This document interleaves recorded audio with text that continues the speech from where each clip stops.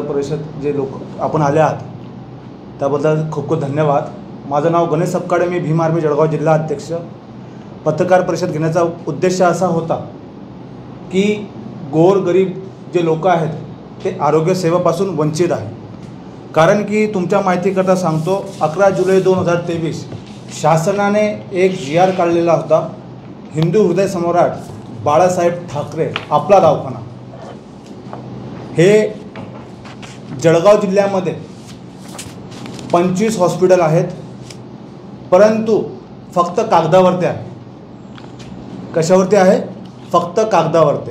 आणि हे 25 हॉस्पिटल जे आहेत, सरकारने असं केलेलं होतं की जे सुविधा आहे, आरोग्य सुविधा हे गोरगरिबांना मिळाल्या पाहिजे। स्लम एरियामध्ये हे हॉस्पिटल हे त्या ठिकाणी ओपन करण्यात यायला पाहिजे होते, परंतु असं आम्हाला वाटतं की या ठिकाणी हुकुमशाहीच्या नुसार या ठिकाणी काम करण्यात आलं। स्लम एरियात न देता या लोकांनी हॉस्पिटलचे जे उभारणे आहे, भाडतत्वावर जे हॉस्पिटल घेतलेले आहेत, हे शहरी भागामध्ये त्यांच्या हुकुमशाहीच्या नुसार त्यांनी त्या ठिकाणी हॉस्पिटल फक्त नावाकरता बोर्ड लावून त्या ठिकाणी या लोकांनी केलेले आहेत। म्हणजे की असं झालेलं आहे, हॉस्पिटलला फक्त बोर्ड लावलेले आहेत, कोणत्याही प्रकारे त्या ठिकाणी हॉस्पिटलमध्ये डॉक्टर अवेलेबल नाही, कोणत्याही प्रकारचे त्या ठिकाणी शिपाई अवेलेबल नाही। त्या ठिकाणी हॉस्पिटलला ताला 24 तास लावलेला असतो। नियमानुसार 2 ते 10 दुपारी 2 ते 10 वाजेच्या दरम्यान हे हॉस्पिटल ओपन असलं पाहिजे, परंतु कधीही गेलं, कोणताही पेशंट गेला तर त्या ठिकाणी डॉक्टर अवेलेबल भेटत नाही। या ठिकाणी आम्हाला असं वाटतं की गोरगरिबांसोबत या ठिकाणी अन्याय होत आहे। या गोरगरिबांना आरोग्य सेवेसंदर्भामध्ये कोणत्याही प्रकारचा लाभ भेटत नाही। शासनाने चांगली उपक्रम राबवलेला होता की गोरगरिबांना लाभ भेटायला पाहिजे, कारण की आर्थिक परिस्थिती गोरगरिबांची खूप बिकट असते। ते शहरी भागामध्ये मोठ्या हॉस्पिटलमध्ये जाऊन खर्च करू शकत नाही। शहरी भागामध्ये चांगल्या डॉक्टरला आपण जर का बघितलं तर खूप मोठी फीज हे लोक आकारतात, परंतु गोरगरिबांकरता फक्त 5 किंवा 10 रुपयामध्ये हे कोणता तरी फॉर्म भरून त्या ठिकाणी गोरगरिबांना त्या ठिकाणी हॉस्पिटलमध्ये उपचार होत असतो। परंतु आमच्या माहितीकरता आम्ही माहिती केलेली आहे, आमच्याकडे पुरावे आहेत, अशा पद्धतीचे पुरावे आहेत की जेव्हाही गेले त्या ठिकाणी फक्त हॉस्पिटलचे बोर्ड लावलेले, त्या ठिकाणी हॉस्पिटल बंद दाखवलेले, पूर्ण हॉस्पिटल बंद आहे। या ठिकाणी हिंदू हृदय सम्राट बाळासाहेब ठाकरेचा या ठिकाणी अपमान केला जात आहे, त्यांच्या नावाचा अपमान करण्यात येत आहे, त्यांच्या नावाचं हॉस्पिटल या ठिकाणी ओपन केले, या ठिकाणी अपमान त्या ठिकाणी करण्यात येत आहे। तर या ठिकाणी आमची अशी मागणी तुमच्या माध्यमातून आम्ही तुमच्या माध्यमातून या समोर ठेवतोय की या ठिकाणी अशा पद्धतीचं 25 हॉस्पिटल जर का केले, तुम्ही बघा फक्त हे 25 हॉस्पिटल नाही, करोडोचा भ्रष्टाचार या ठिकाणी दाखवण्यात आलेला आहे। 25 हॉस्पिटल, एका हॉस्पिटलला या ठिकाणी शासनाने 3 लाख रुपयाची मंजुरी दिलेली आहे। किती लाख? 3 लाख रुपये। 3 लाख गुणिला 25 हॉस्पिटल म्हणजे 75 लाख रुपये प्रति महिना निधी दिला जातो। आणि 75 गुणिला 36 हे 3 वर्षाचा हिसाब सांगतोय मी, 75 गुणिला 36 27 करोडचा या ठिकाणी भ्रष्टाचार झालेला आहे। या ठिकाणी हॉस्पिटलमध्ये कोणताही डॉक्टर नाही, कोणताही पेशंट नाही, कोणत्याही प्रकारची सुविधा या ठिकाणी अवेलेबल नाही, कोणत्याही प्रकारचं औषध त्या ठिकाणी गोरगरिबांना दिले जात नाही। म्हणजे आम्ही फक्त नावाने 3 लाख रुपये बोलतो, परंतु वरतून जर निधी हे जर का पास करत असतील तर हे खूप मोठा भ्रष्टाचार, खूप मोठा रॅकेट या ठिकाणी आम्हाला आढळून आलेला आहे। म्हणून SITच्या माध्यमातून या ठिकाणी योग्य ती चौकशी करण्यात यावी। आणि असं आम्हाला वाटतं की याच्यामध्ये मुख्य आरोपी असं वाटतं की सचिन भायेकर या साहेबांवर मुख्य आरोप आमचा त्यांच्यावरती, कारण की त्यांच्या निर्देशामध्ये हे सर्व काही आहे आणि यांनी या गोष्टीवर कोणत्या प्रकारचं दुर्लक्ष केलेलं आहे। आणि असं वाटतं की या भ्रष्टाचारामध्ये ते मुख्य आरोपी असं आम्हाला वाटतं। म्हणून आमच्या SITच्या माध्यमातून त्यांच्यावरती गुन्हा दाखल करण्यात यावा, त्यांच्यावर योग्य ती कारवाई करण्यात यावी, प्रॉपर्टीची चौकशी करण्यात यावी, अशी आमची या ठिकाणी मागणी आहे। जर का या कोणत्या प्रकारचे जर का ह्या सचिन भायेकर व त्यांचे जे सहकारी आहेत त्यांच्यावर कोणत्याही प्रकारची चौकशी लागत नाही, कोणत्याही प्रकारची कारवाई होत नाही, तर येणाऱ्या 15 ऑगस्टला भीम आर्मी भारत एकता मिशनच्या माध्यमातून आम्ही पूर्ण जळगाव जिल्ह्यामध्ये, टोटल पूर्ण जळगाव जिल्ह्यामध्ये 15 तालुक्यामध्ये आम्ही भव्य आणि खूप मोठं आंदोलनाची आम्ही या ठिकाणी भूमिका घेणार आहे। कारण की या ठिकाणी गोरगरिबांसोबत अन्याय होत आहे, गोरगरिबांना जे दिलेल्या सुविधा आहे त्यांना त्यांच्यापासून वंचित ठेवण्यात येत आहे। म्हणून आमची अशी अपेक्षा आहे की त्यांच्यावर योग्य ती कारवाई करण्यात यावी अशी आम्ही भूमिका ठेवलेली आहे।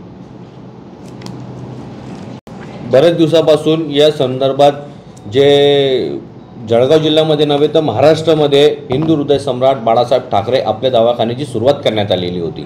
जसंच की आता सांगितण्यात आलेलं आहे की 11 जुलै 2023 रोजी हे परिपत्रक आलेलं होतं, GR आलेला होता शासनाचा, आणि त्या GR अनुसार संपूर्ण महाराष्ट्रामध्ये तसेच जळगाव जिल्ह्यामध्ये हे उपकेंद्र सुरू करण्याचं सांगितलेलं होतं।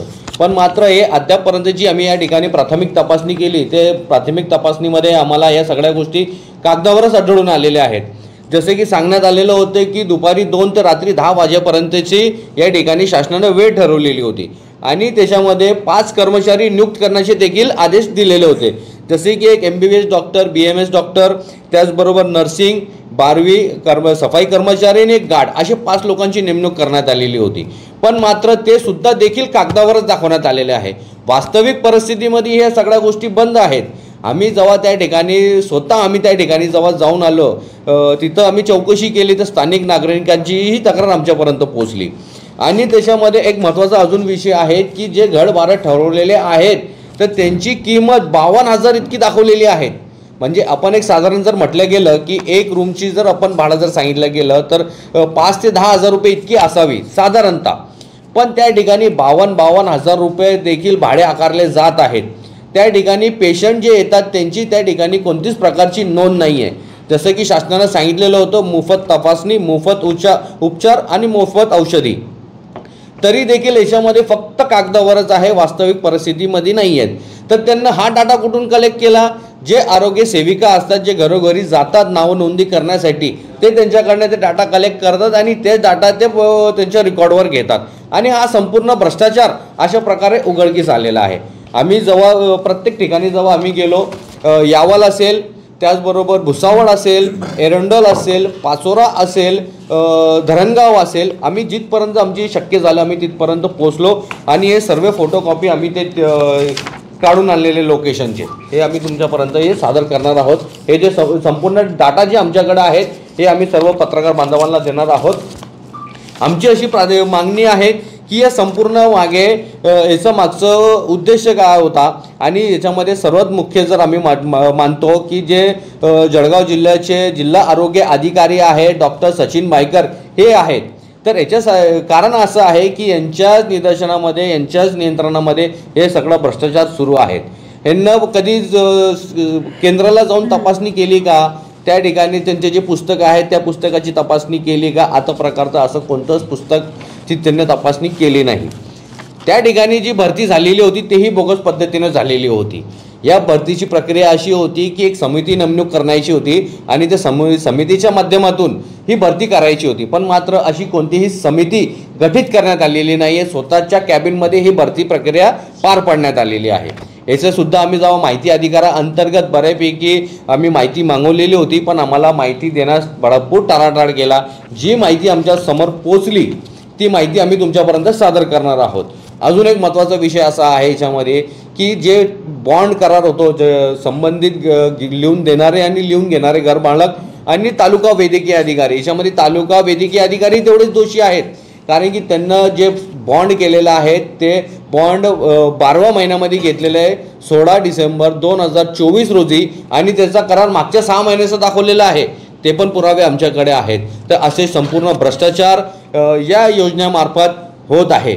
जसे की सर्वसामान्य जनतेसाठी जी योजना काढली घेण्यात आलेली होती की हिंदू हृदय सम्राट बाळासाहेब ठाकरे आपला दवाखाना, या महाव्यक्तीच्या नावाखाली असं भ्रष्टाचार या ठिकाणी या संबंधित अधिकाऱ्यांनी आणि त्यांच्या सहकार्याने केलेला आहे। तर आम्हाला शासनाची एकच मागणी आहे, शासनाला मी विनंती करू इच्छितो की या संपूर्ण प्रकारावर स्पेशल इन्व्हेस्टिगेशन टीम SITच्या मार्फत चौकशी व्हावी आणि त्यांना जे या संपत्ती बेकायदेशीरपणे जमा केलेली आहे ते शासनानं परत त्यांच्याकडे घ्यावी, पूर्ण वसुली करावी, एवढीच आमची विनंती आहे। तुम्ही सचिन भाईकरने भुसावळ नगरपालिकेकडे वर्ग केलेली आहे। भुसावळ नगरपालिकेने जे दवाखाने दाखवलेले आहे काही ठिकाणी त्याची रखरखाव किंवा त्याची दुरुस्ती करण्यासाठी ज्या इमारती दिलेल्या आहेत त्याच्यासाठी फंड खर्च झालेला आहे। असं भायकरांचं म्हणणं आहे. बरोबर. बरोबर आहे. काही ठिकाणी तर त्यांनी रूम पेंट केलेले आहे, बरोबर. परंतु तिथे कब्जा कोणीच देत नाही आहे. तिथे वाद चालू आहे. हा म्हणतो माझी प्रॉपर्टी आहे, तो म्हणतो माझी प्रॉपर्टी. मग खरं कोण बोलते? भुसावळ नगरपालिका बोलते का सचिन भायकर बोलते? तर आमचं एकच म्हणणं आहे की नगरपालिका हे सचिन भायकरचा आरोप आहे. आता जी आम्ही परिस्थिती मांडलेली आहे, आता तो वाद एक दुसरा भाग झाला, पण जे वास्तविक परिस्थिती ज्या भुसावळचा आपला दवाखाना जर म्हटलं गेलं ते ठिकाणी नगरपालिकेच्या अंतर्गत येतात आणि तेही बंद आहे. त्याचेही पुरावे आमच्याकडे आहेत. त्याचं जो पैसा नगरपालिकेला जातोय. नाही, आमचं जी मेन मागणी आहे की या संपूर्ण भ्रष्टाचारामध्ये जर डॉक्टर सचिन भायकर जर दोषी असतील, कोण आहे साठी मला त्याच्याशी घेतले नाही. झेडपी मधून पैसा भुसावळ नगरपालिकेला वर्ग होतोय. मग तो पैसा जातो कुठे? तर त्याच गोष्टीची चौकशी करावी शासनाने. तो जातो कुठे करून. आता जेव्हापर्यंत आमची जी माहिती आमच्या समोर आलेली ती आम्ही तुमच्या समोर मांडली. भुसावळला मला वाटतं 12 की 15 आपले दवाखाने आहेत. नाही, 8च सुरू आहे.